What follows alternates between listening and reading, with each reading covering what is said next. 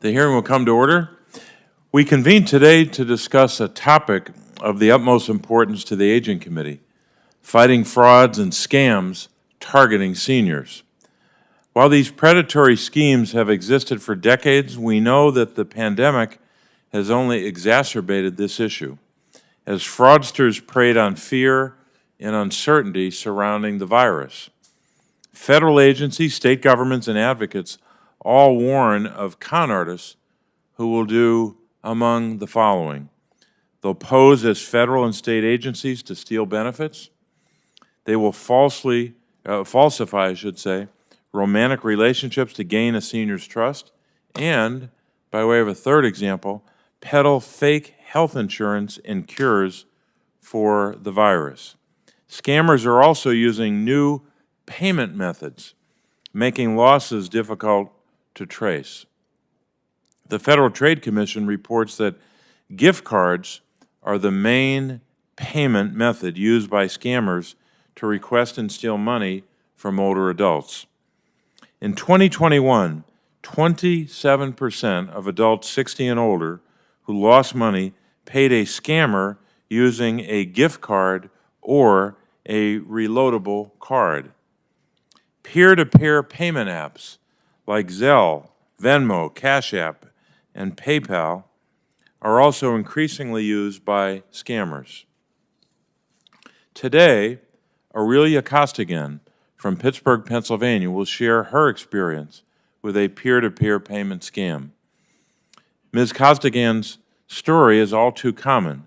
Scammers requests of payments from seniors by way of these apps have increased exponentially, from 2% in 2017 to 10% in 2021.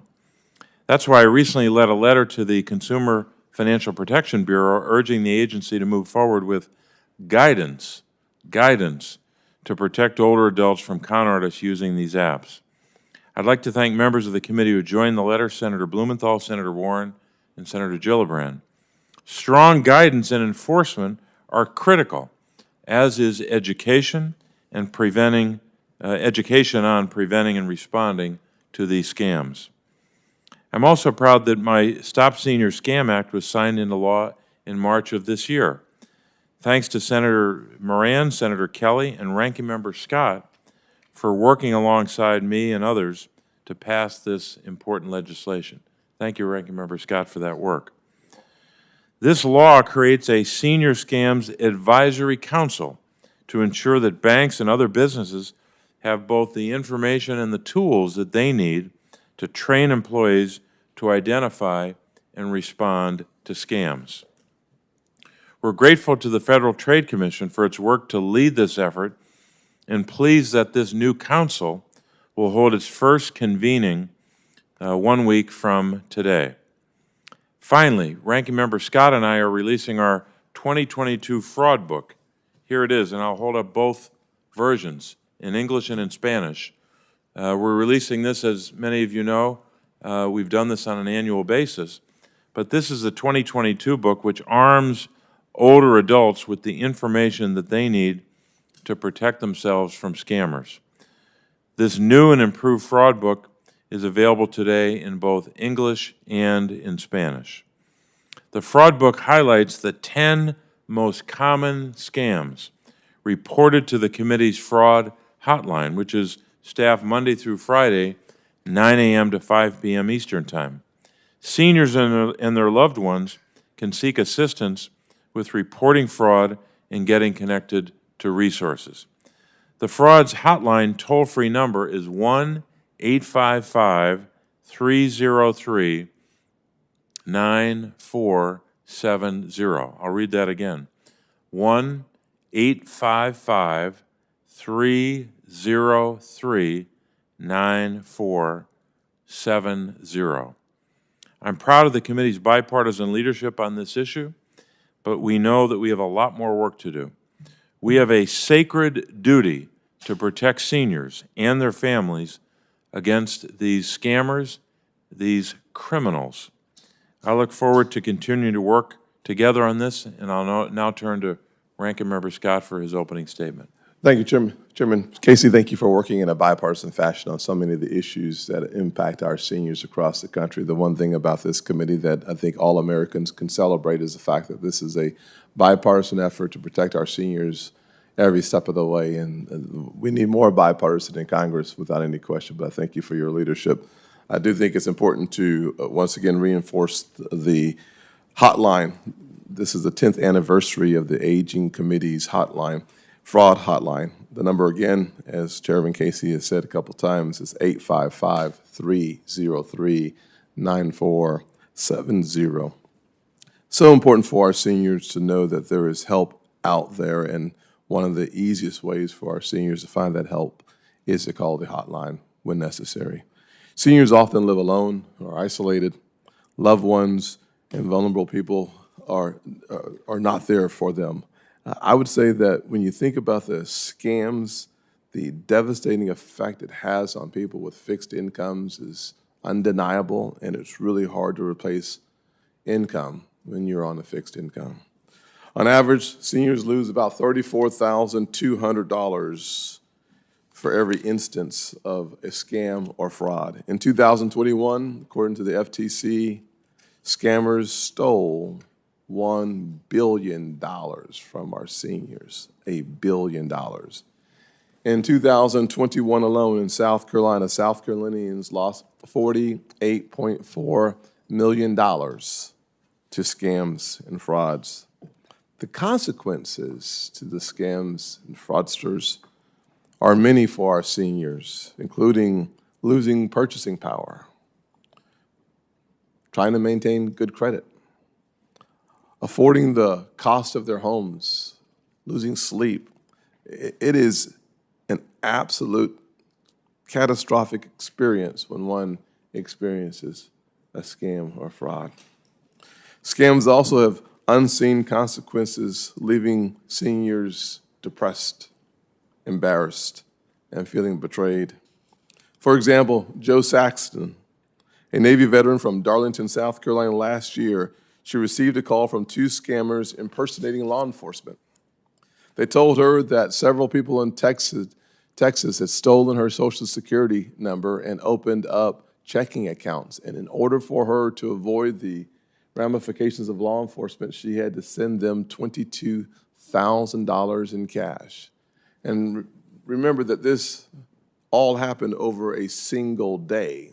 The sense of urgency and the pressure placed on these seniors to make fast decisions that have financial consequences that are devastating happen so quickly. Under this immense pressure, Joe sent 2 packages of cash, one to Baltimore, Maryland, the other to Little Rock, Arkansas. These people made her feel as though she had no other choice.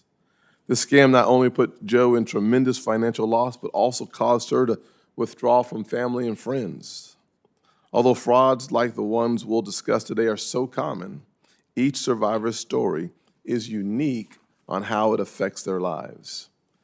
As the chairman said, we have our 2022 bipartisan fraud book, both in Spanish and English, detailing common scams and how to fight back. Identity theft was the second most reported fraud to the committee's fraud hotline. Further, this year's fraud book provides critical information and tips on how to protect yourself. According to the FTC, identity theft was the #1 scam in South Carolina in 2021 with 17,642 cases. 1 in 4 identity theft victims report experiencing sleep problems, increased anxiety, depression, and anger, even 6 months after the crime.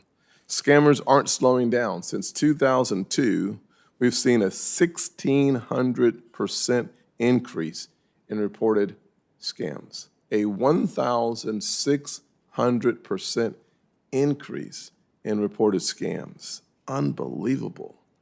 In 2020, FTC reported 4.9 million scams, and in 2021, that number was 5.7 million, an 18% increase in the number.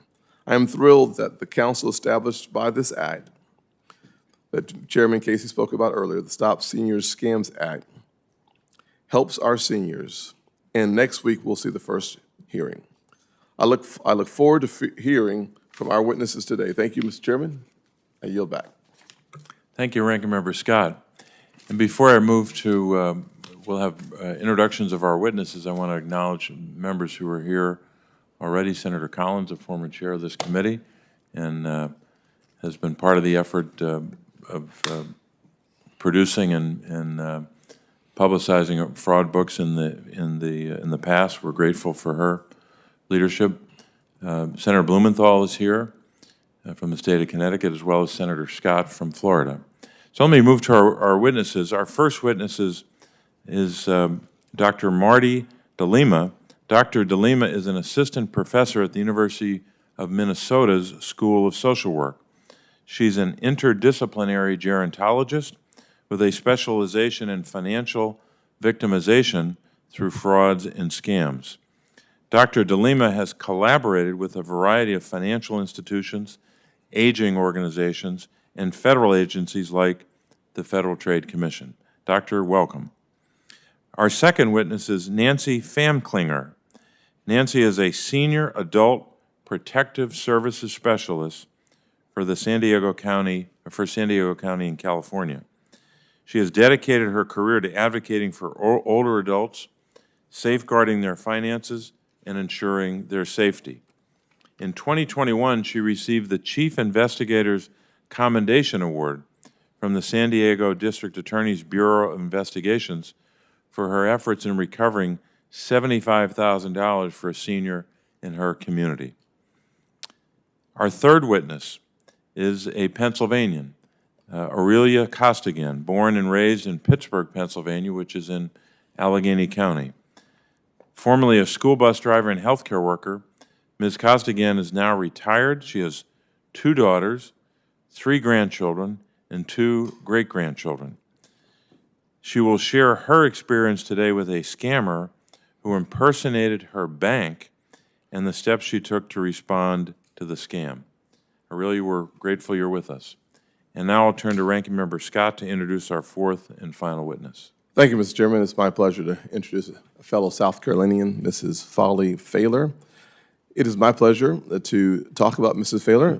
She resides in Seneca, South Carolina for the last 32 years. She is a retired nurse holding a master's in nursing and a veteran of the Air Force. Thank you for your service, ma'am. She is also a member of St. Mark's United Methodist Church, serving her community as a vessel of God's love. Her most important job, however, is being a loving grandmother to 5 grandkids, ranging from the ages of 5 to 26 years old. I hear being a grandmother is better than being a mother, so I hear that rumor all the time. Your son, Tim, says, I'm not sure that's completely true. Anyways, in April 2021, scammers conned their way into Mrs. Thaler's computer and online banking, which resulted in the loss of $20,000. This crime hit Mrs. Thaler particularly hard, both financially and emotionally. Mrs. Thaler's testimony today is about her personal experience being a survivor of these scams. I want to thank you, ma'am, for being willing to share your story. It does take courage to step forward into the light and to help other folks avoid situations like the one you found yourself in. And I'm so proud that you're willing to help other folks through your story. Thank you so much for your willingness to be here today, and God bless you. Thank you, Ranking Member Scott. Well said, as introducing one of our witnesses. So we'll begin our testimony now. Dr. Delima, you may begin. Good morning. Thank you, Chairman Casey, Ranking Member Scott, and members of the committee. My name is Dr. Marty Delima, and I'm an assistant professor at the University of Minnesota School of Social Work. I conduct research on consumer fraud and strategies to safeguard Americans' financial security. You invited me today to describe current trends in consumer scams affecting older adults. We can use consumer complaint data compiled by the Federal Trade Commission to explore these trends. Government imposter scams have been in the top 5 most reported categories of fraud affecting older adults for multiple years in a row. But the government agency being impersonated has changed over time. The IRS, SSA, FBI, CMS, and so on. The challenge is to predict which agencies close the perpetrators are going to try on next, and to create consumer education campaigns that are robust to these changes. Throughout the pandemic, business impersonation scams grew exponentially, particularly retail company imposters. But it's romance scams that lead the pack in terms of personal financial costs. In a study I conducted with the FTC, we found that the median reported losses for consumers in their 70s and 80s were $10,000, quadruple the losses reported by young adults. We can also use reporting data to look at methods of money transfer. Today, bank transfer and cryptocurrency are the clear frontrunners in terms of losses. Together, these methods account for $1.5 billion in stolen funds, more than double the losses from all other payment methods combined. While this is a great deal of money, research indicates that fewer than 3% of consumers report to law enforcement, so the true losses are many magnitudes greater. Among older adults, as you said, gift cards are still the most common method of money transfer. Gift cards are favored by perpetrators because they're easily available to consumers, they're anonymous, they're instantly redeemable, and have very few controls. Retail sales clerks are often the only individuals in position to intervene. In my research supported by AARP, my graduate students and I interviewed retail store managers from around the US. We surveyed cashiers and we visited local stores to document what is being done. We found that most major retailers have some type of signage warning customers about gift card scams, but the messages were typically small, they were placed out of eye level, or completely lost in a sea of gift cards competing for shoppers' attention. Less than half of our cashiers we surveyed reported that there were any limits on purchase amounts, and the store managers said that they have not received any formal training from their employers on what to say to intervene. Ultimately, they felt that they're not authorized to deny gift card purchases if the customer insists, even if they're certain it's a scam. As the saying goes in retail, customer is king. In light of these findings, I believe that more education for frontline retail staff is warranted. But more importantly, we need to demand action from the gift card payments industry, including the payment processors and the card issuers. These are the entities that can see when the money is being loaded onto a card by customers in stores and then immediately redeemed by perpetrators in a remote location. Additional controls might include temporary holds on suspicious attempts to redeem high-value cards, and that would give customers more time to identify and report fraud. Lower transaction limits could also reduce the loss amount and just make gift cards less attractive to fraud criminals. Consumer education is also critical. As we say, forewarned is forearmed. However, we cannot ask individuals to shoulder the burden of consumer protection alone. In conjunction with education, we need the private sector to step up. Legislation such as the Trace Act is a fantastic example of how phone companies with help from Congress can limit unwanted and fraudulent robocalls. We need similar solutions applied to other methods of contact, from bogus text messages to fake social media profiles.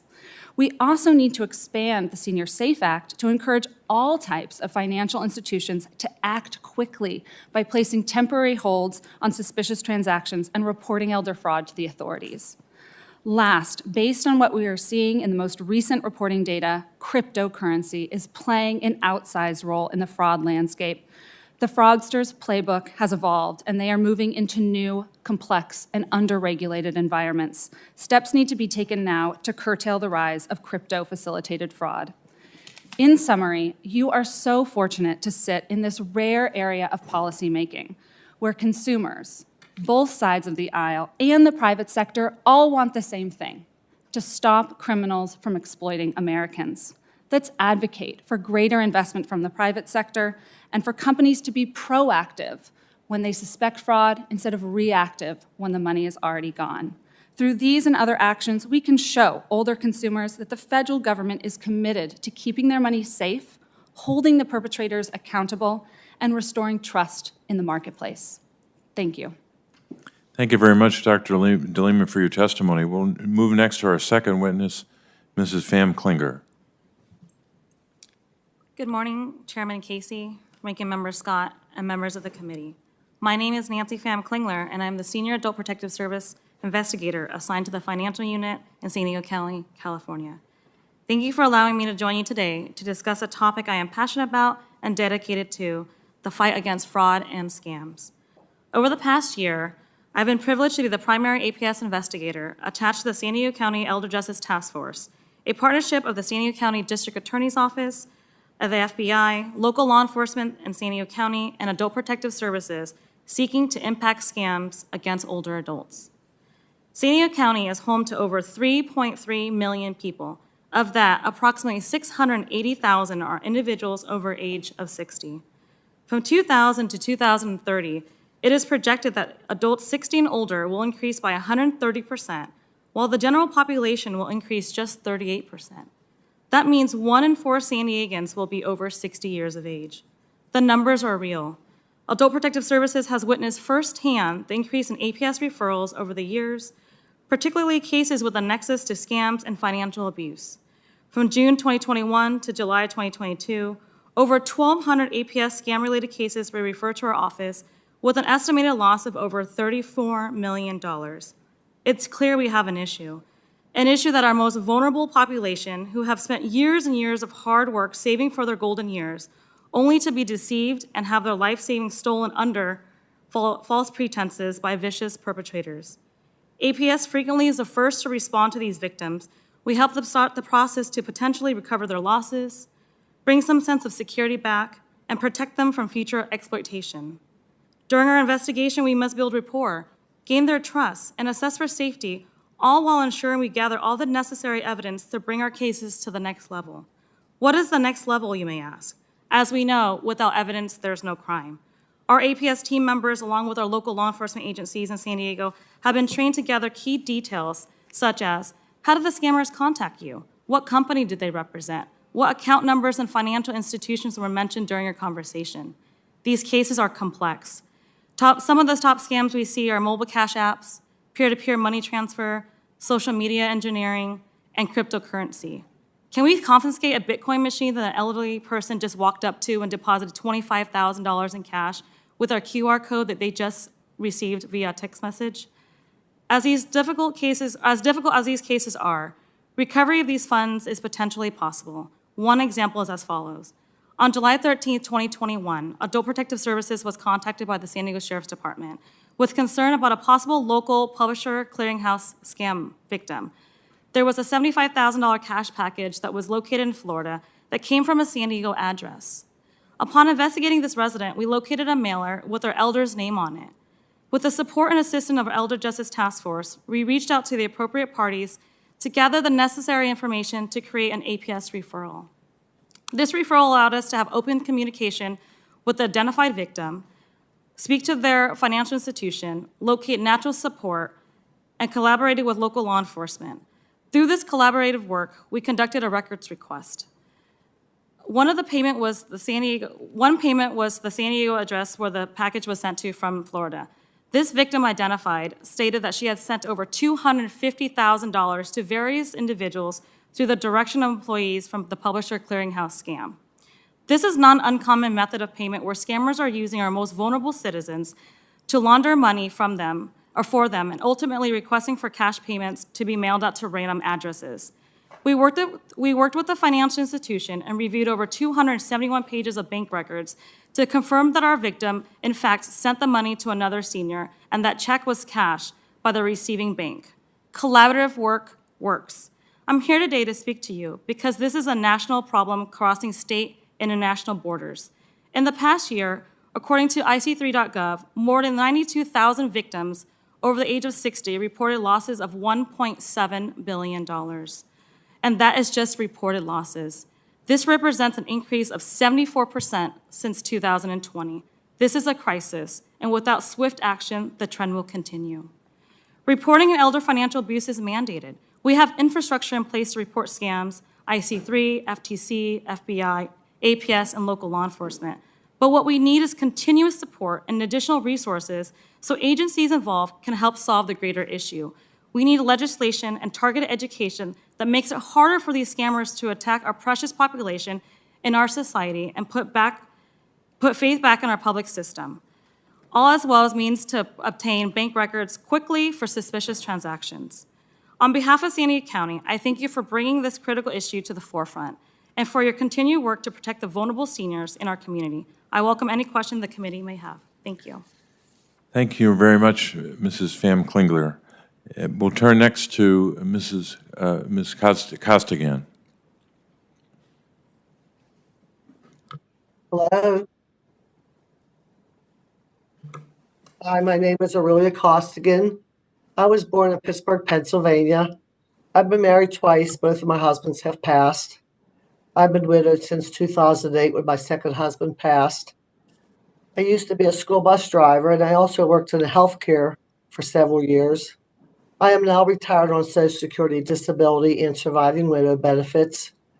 I live in the North Hills with my youngest daughter. I have 2 daughters, 3 grandchildren, and 2 great-grandchildren. Last December, I got a phone call from a number that's listed on the back of my debit card. This man said he was from Dollar Bank and told me that there were 2 suspicious activities on my account from Tennessee. He said one of them was from a grocery store and another one from a movie theater. He asked if I was in Tennessee recently and had I made any charges there, and I said no, I live in Pittsburgh, I've never been to Tennessee. He asked if I had any relatives or friends that were there that could have used my card, and I said no. So he proceeded to say that to prevent having to cancel my card and issue a new one, he could help me out with that by adding a Zelle account to protect my bank account. At that time, of course, I had no idea what Zelle was, so I just assumed that what he was saying would be helpful. So I said, okay, that's good. Then he said that he had to have some type of proof that he was actually speaking with Aurelia Costigan, and he needed some form of identification to prove that he was actually speaking with me.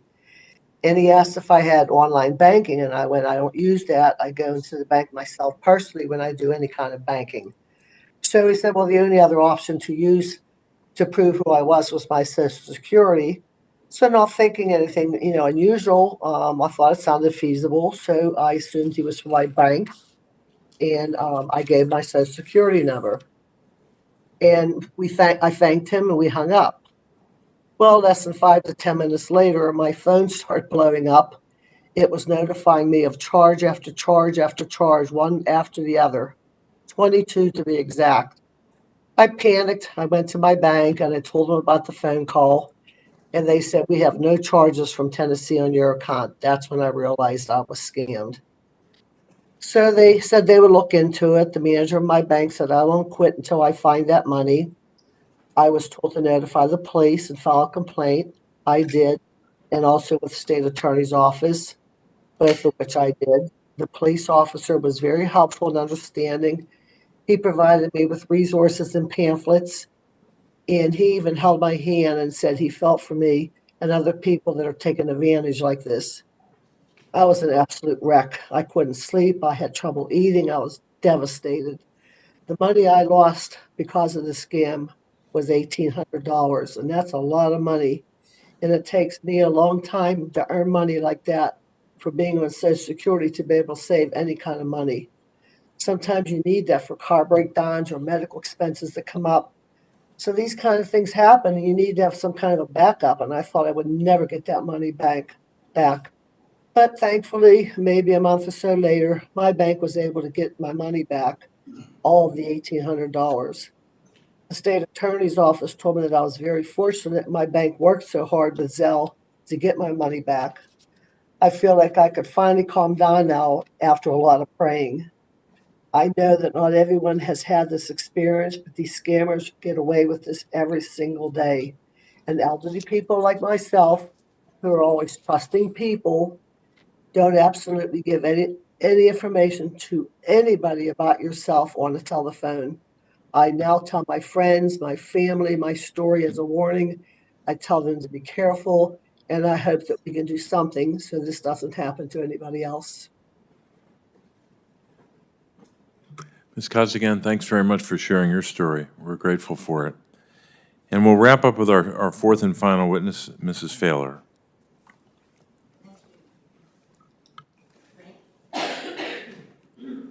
Thank you, Ranking Member Tim Scott and Chairman Casey.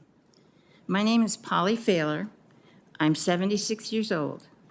I'm the mother of 2 sons, a grandmother of 5 grandchildren, a retired registered nurse, and a retired nursing educator. I also ran a nursing department for RN that taught RNs for 5.5 years, so I had a lot of compassion with people that had to do budgets and handle money, and I felt that I was very fraught with some knowledge there. My husband of 48 years died 9 years ago. I've lived in the same house as Senator Scott said for 32 years, and I'm here today to tell you about the scam which upended my world last year. I've always paid my bills on time, managed to pay our house off early. I've worked hard to maintain a thrifty lifestyle. I taught our sons the same. I pride myself on not spending foolishly and on having sharp financial instincts. But when I realized what happened to me, that somebody actually took such advantage of me, the bottom fell out of my life. I'd been having email trouble with my old computer, but it was in the middle of the pandemic, so I couldn't get it fixed. No one would come to the house. I couldn't take it to the local Staples. In January 2021, things started to loosen up a little bit, and I went and bought a new computer. Things were going back to normal. But on April 13th, I was using my new laptop on a public Wi-Fi, and suddenly a pop-up appeared on the home screen. It was a large, orange, blinking triangle. And of course, that's going to take your attention, and it said, I have computer problems. My computer had been compromised. I called the listed number because I was afraid I was in for the same kind of problem I'd had before, which had cut me off from my community and my church. A reassuring voice, alleging to be a representative of Microsoft, answered.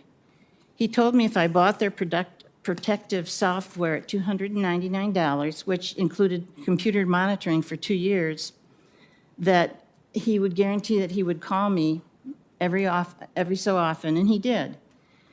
As far as I could tell, this was going to be a good customer service. The third call later, on June 14th, this man who was calling said he wanted to check on the program and see how it was working. If it wasn't working, he wanted to refund my $299 plus give me $100 for the inconvenience of bothering him. So to run the software, he wanted me to go to my computer and turn it on. I did.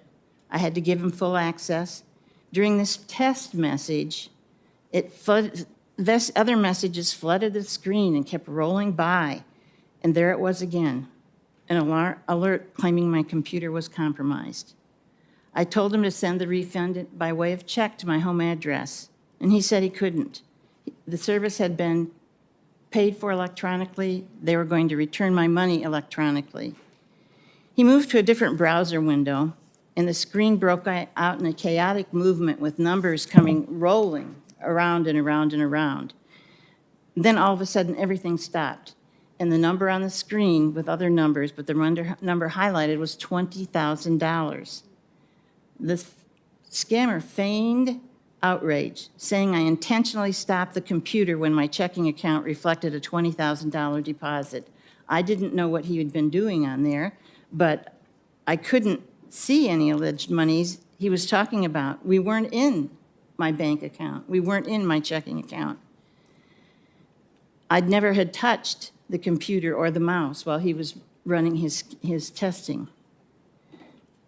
Then he opened the window and showed me my checking account. Instead of $6,000, it had $26,000 in it. I screamed at it, how did this happen? How did you get in? I was stunned. I had a balance that was way above what I should have had, and it wasn't mine. Being so precise about monies, I had no idea where the money came from. I wanted nothing to do with it. The scammer was furious, demanding that I pay them back immediately. Microsoft would sue me, would send me to collections, would get the police after me, would ruin my credit. And I'd worked a hard time to try and establish a good credit rating. I was terrified. I felt the only way I could get my money back was to do exactly what he said. He told me to wire the $20,000 to a microwave subsidiary in Vietnam. The instructions were to tell USAA, my bank, that I knew this person and owed them $20,000. He told me not to veer off of those instructions, or I wouldn't be able to pay them back. After I completed the wire transfer, our call ended. Immediately, I contacted USAA to report what had happened. A representative told me she thought I had been scammed, but I wouldn't get a call back until the next day. This happened now. Why couldn't they call me now? But it was after office hours. The next day, a fraud investigator called and asked what I'd done in my bank the next day. And I told him, and I did not know anything about what actually happened. They could see that I had taken out $20,000 on my home equity line of credit. I had not opened that line of credit for 17 years. It had been inactive, dormant. I never knew the money was from USAA. I thought it was from Microsoft. I didn't know it was a loan for me and that I was throwing it away. Now I owed USAA $20,000 plus interest. I lived, too, on a fixed income. I couldn't make the payments. I couldn't, the interest even was starting to pile up. At first, they told me not to pay any attention to it because it was a fraud investigation. So I didn't start to pay it when it was $3 and something the first few days. I didn't pay it back, and then it got bigger and bigger, and I could not handle everything. Finally, after the overdue notices I was getting for the loan, a scary letter came from USAA telling me that I was eligible for bankruptcy. I owned my house. I owned my car. I shouldn't be eligible for bankruptcy.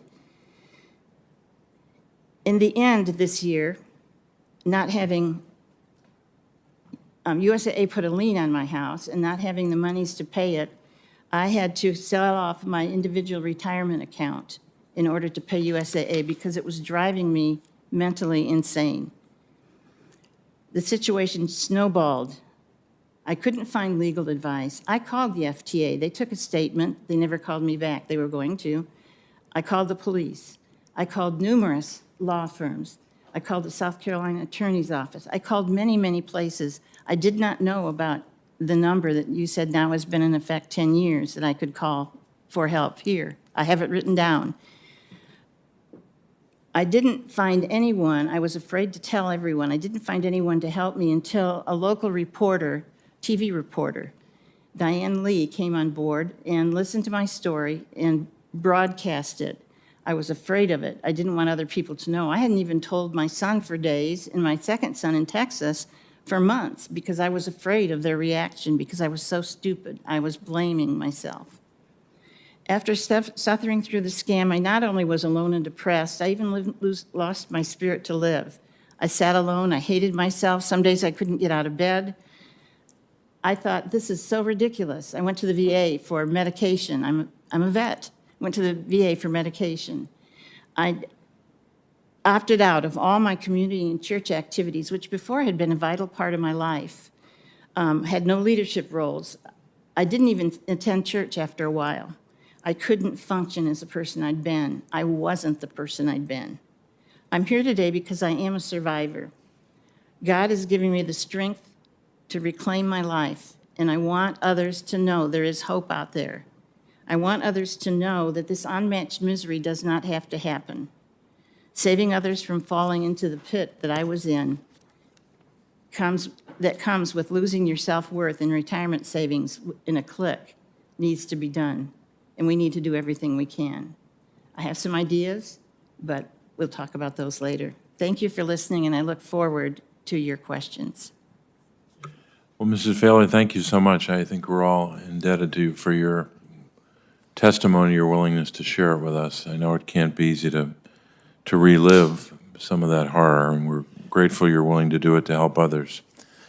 We're going to go for questioning in a different order. I'm going to turn first to my colleague, Senator Blumenthal, and then we'll pick up from there. Thanks very much, Mr. Chairman, and thank you for having this hearing. As the witnesses have observed, and I think the chairman as well, fraud affects elders more frequently and more devastatingly than anyone else. And Ms. Thaler and Ms. Costigan, thank you for telling your stories with such bravery and precision, because I think they give a voice and face to this problem that is truly moving. And you have shown not only the financial impact, but also the emotional and psychological impact. In Connecticut, the Department of Aging and Disability Services is warning seniors against genetic testing fraud aimed at Medicare beneficiaries, where scammers pose as genetic testing company representatives. They offer free genetic tests and then steal their medical identity in order to falsely bill Medicare, thereby draining the system of needed funds. The supposed free genetic tests obviously are a ruse. This example is only one of many that consumers have reported to us affecting elders, and it's why I was proud to introduce the Elder Abuse Protection Act of 2021. This legislation builds on the Elder Abuse Prevention and Prosecution Act, a bill that I sponsored and helped to pass into law. It provides statutory authority for the Elder Justice Initiative, which coordinated activities of the Department of Justice to combat elder abuse, neglect, financial fraud. The chairman is to be commended for his leadership in this area, as is the ranking member, and it brings us here today. Ms. Delima, I was especially interested as a former Attorney General and also a federal prosecutor in your data and statistics on which frauds affect seniors most commonly. And of course, they evolve as you observe, for example, the use of government agencies as a means to entice or deceive seniors, different government agencies over different time. But I was particularly interested in your information about romance schemes and scams. I want to demonstrate my perhaps naivete and ignorance by saying I really had no idea that the magnitude of loss was greatest for those 70 to 79 and 80 and older. And I wonder if you could expand a little bit on what you've told us in your testimony about the reasons why that amount is at $10,000, whereas for young people my children's age, between, let's say, 20 and 29 or 30 and 39, the amounts are much less. I don't know whether the frequency is higher, but the amounts are less. If you could explain. Absolutely. Thank you, Senator. So romance scams are unique in that they tend to go on for many weeks, sometimes many months. So when a person finally does report, it's reflected, the magnitude of losses is reflected in their report. So typically, perpetrators don't just start off the bat asking for $10,000 from their romance scam victims. They might ask for smaller amounts. And then once that trust is built, then they'll start asking for greater and greater sums of money. So that's why I think we see those amounts so high. It's possible that younger adults might have more people in their lives to intervene and say, hey, this seems suspicious. Whereas older adults with greater isolation, it can go on for longer.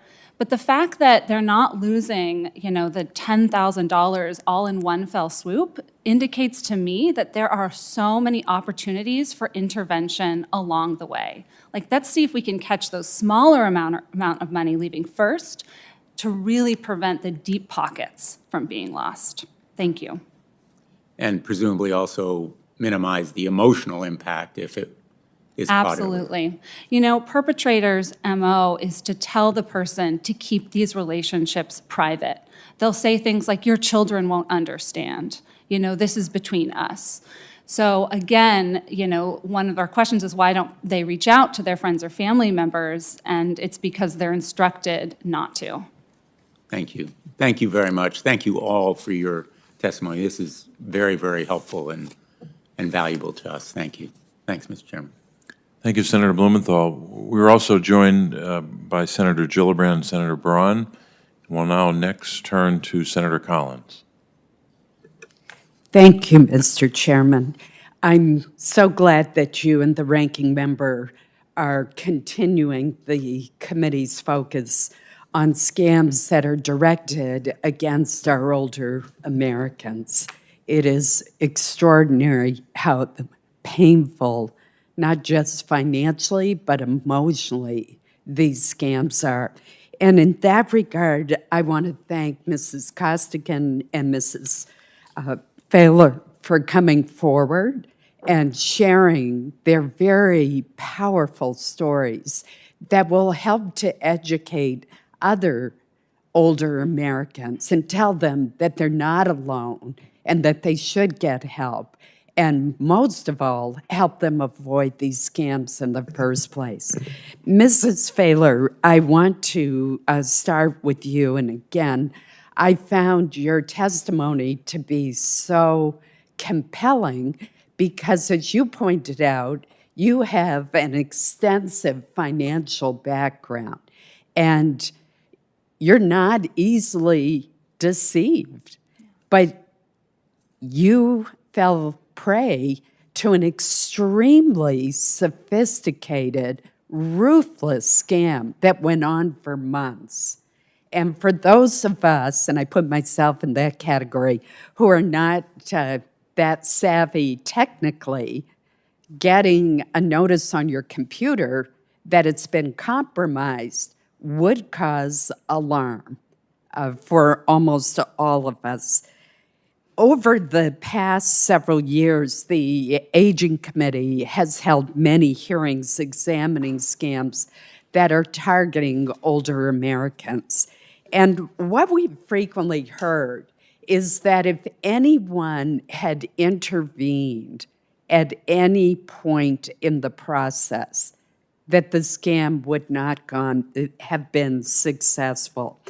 The Senior SAFE Act that I introduced with Senators Casey and Scott was signed into law in 2018.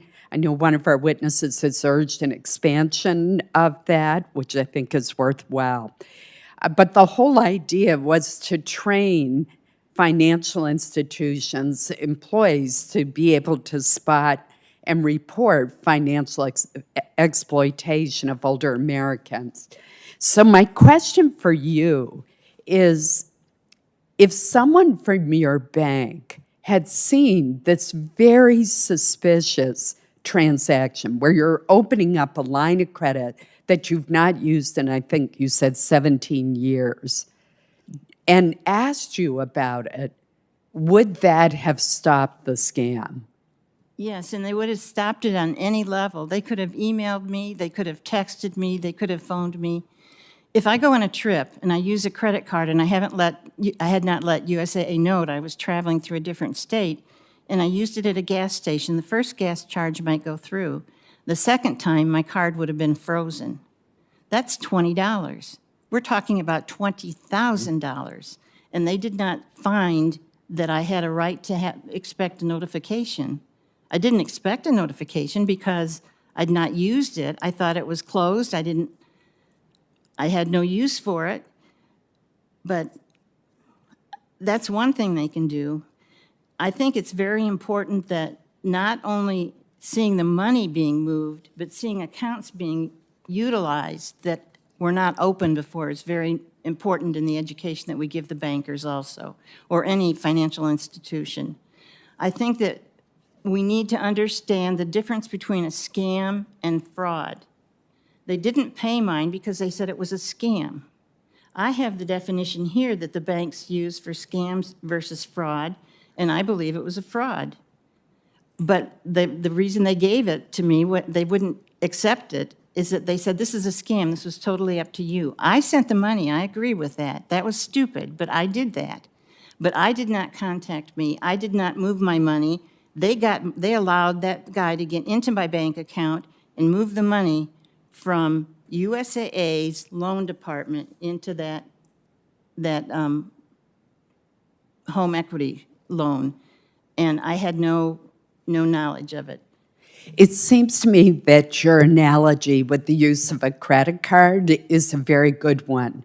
If you go out of the country and you haven't told your credit card company, they are likely to decline the transaction and text you or contact you in some way to find out, is it really you using that card?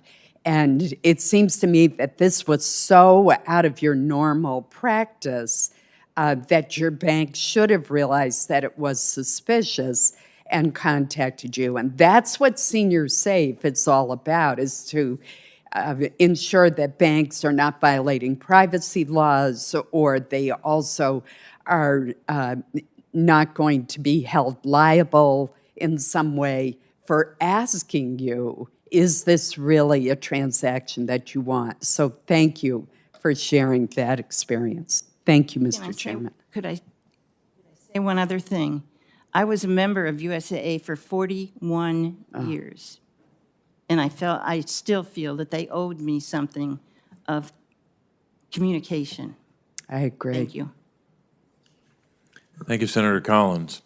I'll turn next to my questions. I'm going to direct my first question to both Ms. Costigan and Mrs. Thaler.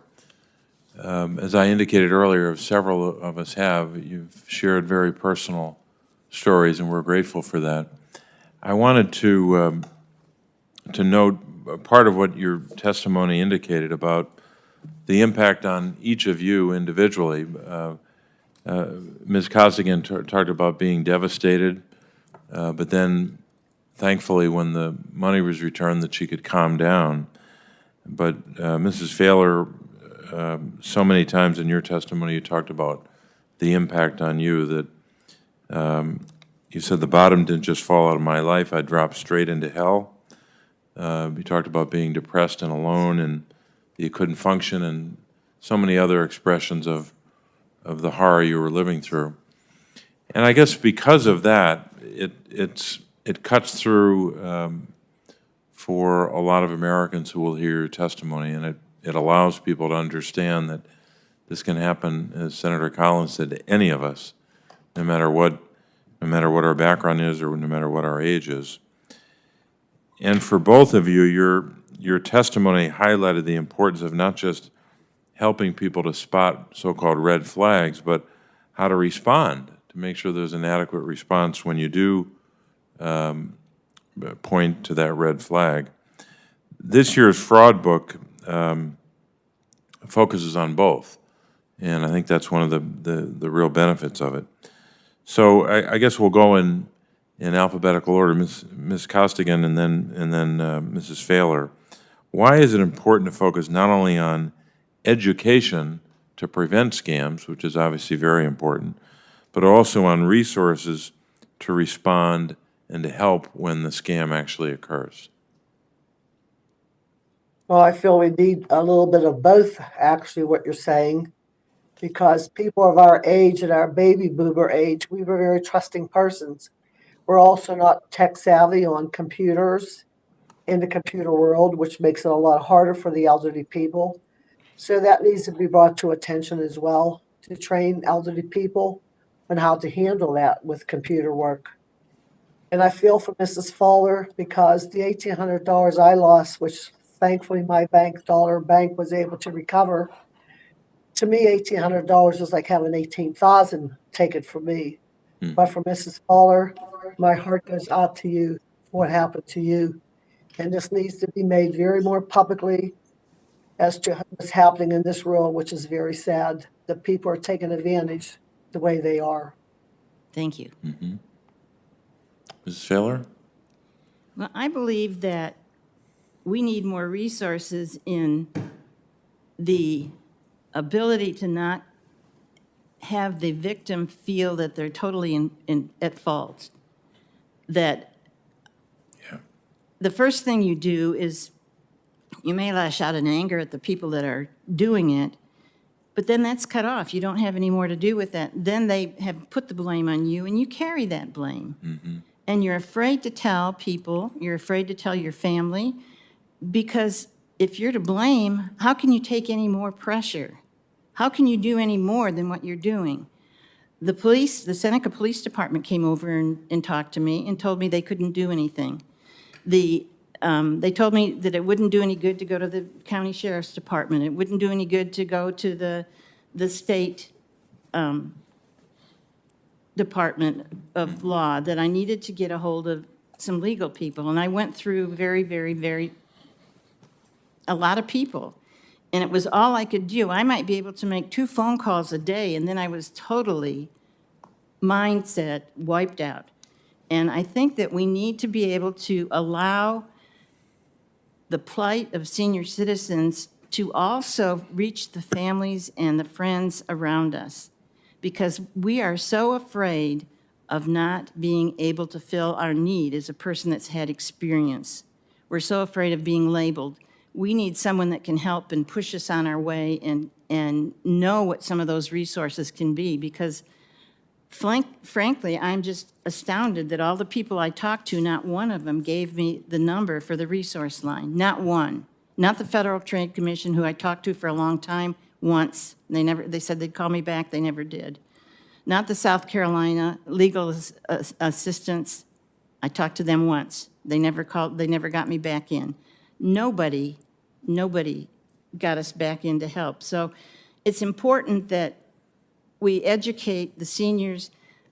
One problem with seniors is that some of us aren't so alert and active and able to understand. We need somebody that knows where we're at mentally and physically, that can tell us the kinds of things that we can do where we are. If our mental acuity is not quite as good, we need somebody that doesn't make us feel that we're no good. Mm-hmm. And they need to know the resources. So it's really important. This book is really important. The number is really important to get this information out. But I get turned off when nobody calls back and they say, we'll get right back with you. Or get their name and number. You try and call back and they're not available. They're not available. They're not available. I think that is horrible. There needs to be a person that's going to answer, and you need to know who they are, and they need to hold some accountability for those resources if they're going to do something.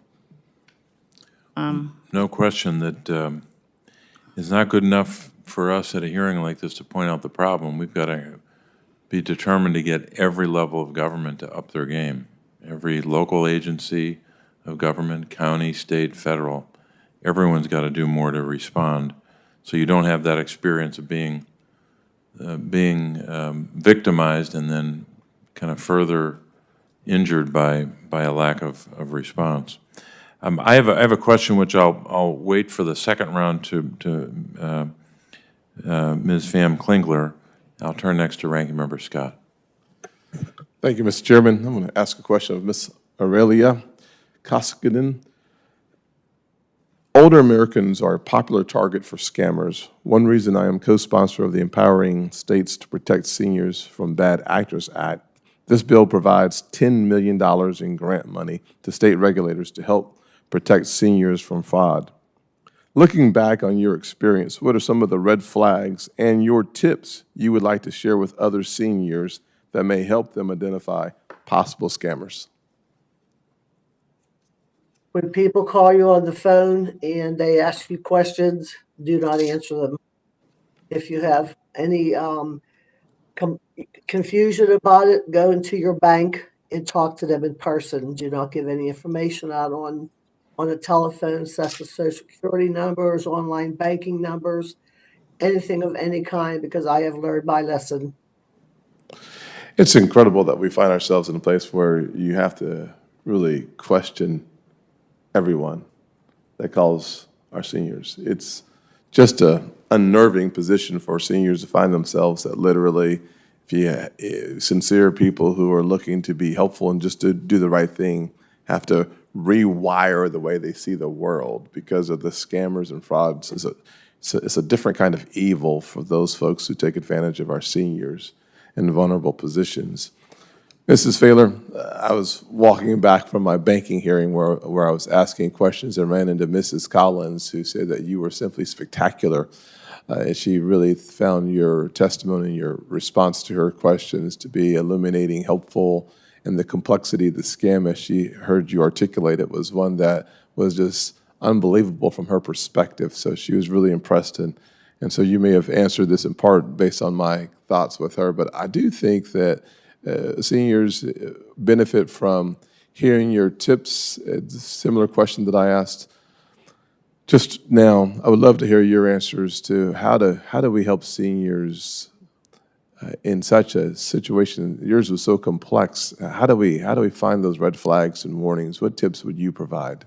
Well, one thing that's really important, and I kind of alluded to it with the end of my last statement, but I think that, let me give an example. USAA is a federal bank that I belong to, like I said, for 41 years. I never talked to the same person over the more than 50 calls I made except for one time. His name was Jim. Never. I always had to go through what had happened. They had notes. They either had to read them, or they had no questions, or they couldn't get me to the person. When USAA sent me a letter, it was signed by a man, and that I could file for bankruptcy. I tried to get a hold of that man. They wouldn't put me through to him or his office. I said, does he exist? And they said, well, we think so. I never was able, because USAA comes out of Texas. Yes, ma'am. I never was able to talk to anybody, to know anybody. So I was really, when I got back and was able to function, I was really able and happy to be able to go to a small bank, and it's Wells Fargo, it's a huge bank, but a small banking bank, and they took me right in, they talked to me, they introduced me to the people that would be handling my account, and when I had the problem where I was so depressed and I didn't know what to do with this loan I couldn't pay off, they got me into the people that handle your funds, my retirement funds. And the two of them together talked to me and determined that my mental health would be much better if I could get this loan paid off. And what would be the best way for me to do that without causing the most loss? Because I lost more money than $20,000 by canceling an IRA. And to have that kind of care from a financial institution was what I'd been looking for. USAA before I touted as a great, great place. But you need someone that knows you and listens to you, and they need to get their act together. Yes, And ma'am. there are millions of USAA members that aren't going to be met, their needs aren't going to be met if they don't get their act together. And they did not listen to me at all. Thank you very much. And with my little time that I have left, I want to follow up a question with Dr. Delima, because it really is my next question, which is the mental health consequences and your research on that. Can you just spend maybe 30 or 40 seconds giving me the synopsis? Right. So I've had the privilege to read consumer complaints on fraud through my special government agency position with the Federal Trade Commission, and also just in interviews with victims. And I'm going to be honest with you, I've had to take breaks. I've had to just step aside, do something else, go for a walk around campus, because it's painful. You know, people talk about their marriages collapsing when the partner found out, and they talk about depression, and they talk about trying to take their own lives. So we shouldn't just think about financial crimes as being, oh, these kind of small impacts. The impacts are as severe as victimization by physical and sexual assault. Thank you very much. That's powerful. My goodness. Thank you, Ranking Member Scott. I'll turn next to Ms. Famklinger for a question. For community education, which I know you know something about, for that to be effective, it's got to reach all communities, of course, and that's why Ranking Member Scott and I made it a priority to ensure the committee's fraud resources are available in both English and Spanish. While that's an important step, we know that there's more work we've got to do together. There are so many seniors, particularly those in diverse communities, who are not not receiving the information that they need. The Federal Trade Commission Scams Against Older Adults Advisory Group that I mentioned earlier has an important role to play in identifying solutions to reach every senior who needs tools, information, and support. So I'd ask you, do you have any advice for the Federal Trade Commission and the Council itself as it begins its work to ensure that their work takes into consideration the following: language, accessibility, and other needs? Senator, thank you for your question. My advice would be the methods that we're using to reach our targeted audience. The same methods that these scammers are using to perpetrate our victims, such as online, where they frequent most, social media platforms, reaching out to family, friends, and allowing this to be a more normalized conversation amongst each other, and also to provide this in multiple languages in communities that are less willing to speak up about being a victim of a scam. Thank you. And I know we're going to turn next to Senator Rosen. Senator Rosen, I think, might be available virtually. I am here. Thank you, Senator Casey. Appreciate it. And really appreciate that. And of course, I'm not in the room, but I think Senator Scott's there.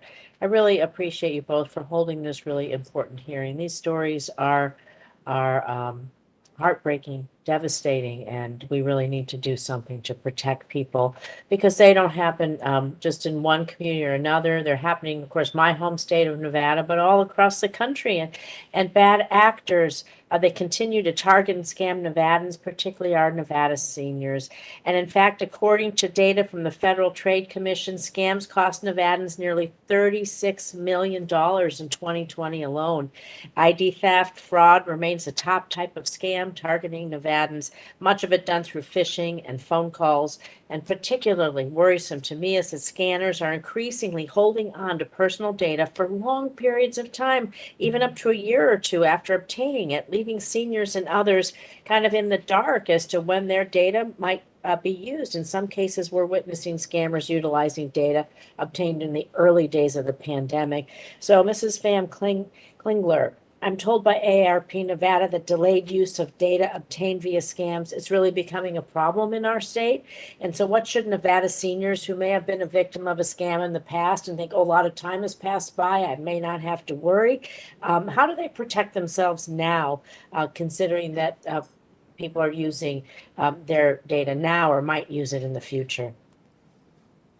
Thank you, Senator, for your question. My advice and my encouragement is for them to safeguard all their banking information, changing banking account numbers, monitoring their credits, and ensuring that there's an alternative person who has oversight over their finances, such as a loved one or someone that they trust that has a secondary eye on their banking stuff. Thank you, Senator. Thank you. I want to move to something else that really happens a lot in Nevada. I know it happens across the country as well, particularly after disasters, are these home repair scams. Because according to the Nevada State Contractors Board, since the beginning of the pandemic, there's been a marked increase in complaints to the board about unsolicited individuals. You know, they just go door to door in my town and all across Nevada. They claim to be contractors. They offer home repairs at lower rates. But actually they're unlicensed, and they put high pressure tactics for people to put money up front. They leave no paper trail. They gravitate to some of our communities where English language is limited English proficiency, and that compromises a lot of groups in Nevada. So Dr. Delima, are you observing home repair scams across the country as well, particularly in the wake of natural disasters, other events exacerbated by climate change? We have a lot of wildfires, of course, up and down Nevada and across the West. So how's the FTC responding to these, and particularly for those with limited English proficiency? So thank you for your question. So scammers flock to areas where there's disruption, where there's confusion and fear. That is just a playground for fraud criminals. So while I can't speak from the perspective of the FTC, I can say that when we think about consumer education, education is best delivered in the moment when it's relevant. So when there is a natural disaster, that is a time we need to alert those communities to the fact that there will be criminals, even the people going door to door to try to take advantage of them at a time when they're, hit hardest emotionally. So, informing people, never do business with someone who comes to you. Never do business with someone who comes to you. Do your due diligence. So thank you for that question. And thank you. Thank you, Chairman Casey. I yield back. Thank you, Senator Rosen. Well, we're coming to the end of our hearing, and I wanted to start by thanking our witnesses. I'll have a closing statement, then I'll turn to Ranking Member Scott. We can't thank our witnesses enough for their testimony today, bringing either personal experience, in the case of Ms. Costigan and Mrs. Thaler, but others bringing experience as advocates, as experts. The combination is very helpful for not only the committee, the members of the committee and our staffs, but for the American people. We hope that a hearing like this and the work that was done to put together our Fighting Fraud, the top scams in 2022, that this work will lead to people being more aware and to prevent these scams from occurring, and also to get the help they need when and if a scam does impact their lives. But your stories and those of others who have appeared before this committee further demonstrate our determination to prevent these terrible scams in the first place and to bring justice, swift, significant justice to the criminals who engage in this conduct. No one should lose a single penny of their hard-earned money to a con artist. And that's why I was proud that Congress passed the bipartisan Stop Senior Scams Act to ensure we can develop the tools and resources to prevent seniors from becoming victims of these crimes. It's also why Ranking Member Scott and I have worked closely to release the revamped fraud book that I just made reference to, both in English and in Spanish, to ensure seniors have the tools and information that they need. So I look forward to continuing this bipartisan work together, and I now turn to Ranking Member Scott for his closing statement. Thank you, Mr. Chairman, for holding such an important hearing on a topic that really is heart-wrenching. Thank you to each of the panelists for taking your time and investing your energy and your expertise on such an important topic. Mrs. Thaler, thank you so much for spending your time here and representing our state so well. Could I add one comment, sir? Sure. Thank you, Chairman Casey. I think that if an independent organization could hear appeals from people who have denied reimbursement, that when the bank themselves makes the decision that this isn't viable, they're the ones losing the money. Of course they're going to lean toward that. That's a biased finding. Is there any way we can make them have an independent organization that would overview anybody that wants to appeal one of their decisions? If we could look forward to something like that, that would be great. Thank you. Thank you, and we'll certainly take that into consideration. Yes, we learn a lot from these hearings, and we also get a lot of good ideas, so we're grateful you're sharing them. Interrupt. No, ma'am. I'm going to be interrupted, at least by a South Carolinian. Thank you very much. Appreciate that. Necessarily so sometimes. Most of my good ideas, Bob, comes from people in South Carolina, not from my own cranial cavity, so this is good news. It continues to show fruit. 855-303-9470. The one thing I will say that is important, I thought having the chairman mention the number twice during his opening comments and me mentioning the number at least once or twice was good enough. But after listening to the testimonies and after hearing how hard it is to coordinate and to have collaboration on the parts of our seniors who are in desperate straits, I don't know that you can say the number often enough, so I'll say it one more time. 855-303-9470. Mr. Chairman, I'll just close with this comment as opposed to going through my prepared remarks. Inflation is sky high. Nest eggs are being hammered. Our seniors cannot afford $1 billion $1 billion of lost money because of scams. It's unconscionable.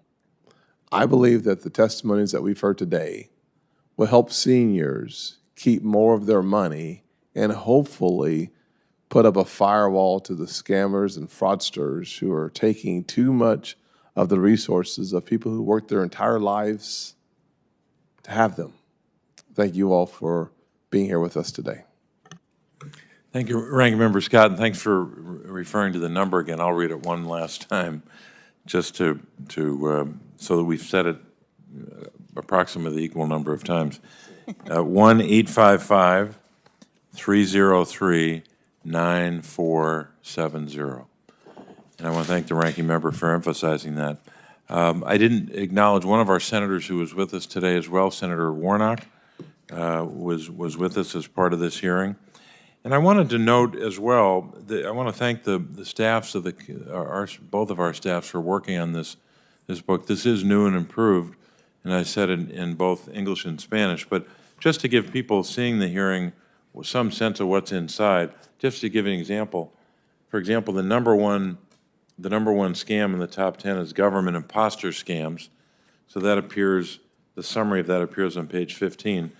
But right after that, you have a section called red flags, which are things to look for. But maybe most important is the steps to prevent and respond. And I think that's very important for people to take a look at. The first step to prevent and respond is if someone calls and it's a government imposter scam, hang up the phone. Hang up the phone and don't reply to the email. So it goes on from there, giving other advice. But it's very practical, and it's important that we have data about how many of these scams occur, but it's even more important that we give information about how that individual should react in the moment. And so we're grateful that our staffs work so hard on that. So I want to thank again all of our witnesses for your testimony, whether it comes from your personal experience of having been a victim or your own work and scholarship and advocacy. Both are so valuable. And I want the senators to know on the committee that if any senator has additional questions for the witnesses or statements to be added to the record, the hearing record will be kept open for 7 days until next Thursday, September 29th. So thank you all for participating. This concludes today's hearing. And where can Thanks, this book Tim. be?